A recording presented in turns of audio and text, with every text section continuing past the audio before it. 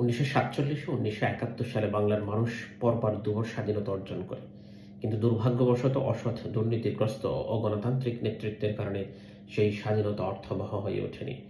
90-এর গণ আন্দোলনের মাধ্যমে সংসদীয় যে গণতন্ত্রের সূচনা হয়েছিল, গত 15 বছরের ফ্যাসিবাদী শাসন ব্যবস্থায় তা সম্পূর্ণভাবে বিপর্যস্ত হয়েছে। 2014 সালে প্রফেশনাল নির্বাচন, 2018 পাতানো ও 2024 সালে আমিরামি নির্বাচনের মাধ্যমে জনগণের আশা আকাঙ্ক্ষাকে ভেঙে চুরমার করে দেওয়া হয়েছে। মানুষের ভোটাধিকার হরণ করা হয়েছে, গণতন্ত্রকে পরিকল্পিতভাবে গলা টিপে হত্যা করা হয়েছে। এই সময়ের শাসন আমলে রাষ্ট্রীয় পৃষ্ঠপোষকতায় বাংলাদেশ জামাত ইসলামের শীর্ষ 11 জন নেতৃবৃন্দকে ক্যাঙ্গারু কোর্টের মাধ্যমে, জুডিশিয়াল কিলিংয়ের মাধ্যমে হত্যা করা হয়েছে। দেশের 57 জন দেশপ্রেমিক সেনা অফিসারকে নির্মমভাবে হত্যা করা হয়েছে। বাংলাদেশ ইসলামী ছাত্র শিবিরের হাজার হাজার ভাইদেরকে পঙ্গু করে দেওয়া হয়েছে।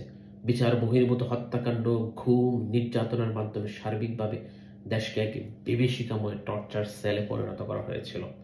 হাজার হাজার মা তাদের সন্তান হারিয়েছেন, অসংখ্য পরিবার তাদের প্রিয়জনকে হারিয়েছেন, লাখো লাখো মামলা হামলায় রাজনৈতিক নেতাকর্মী সহ সাধারণ মানুষের জীবন চরম বিপর্যয়ের মধ্যে পড়েছিল।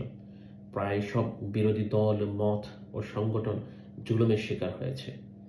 কাজে সবার প্রতি আহ্বান থাকবে, আগামীকাল ভোর সকালে ঘুম থেকে উঠে দলে দলে ঈদগাহে যাচ্ছেন, এই আনন্দ নিয়ে ভোট কেন্দ্রে যাবেন। পরিবারতন্ত্রের হাত থেকে, ফ্যাসিবাদের হাত থেকে দেশকে রক্ষা করতে গণভোটে হাঁ এবং পছন্দের প্রার্থীকে, যিনি সৎ, দক্ষ, দেশপ্রেমিক, মার্জিত, নম্র, ভদ্র, তাকে ভোট দিয়ে আপনার রাষ্ট্রীয় আমানত রক্ষা করবেন।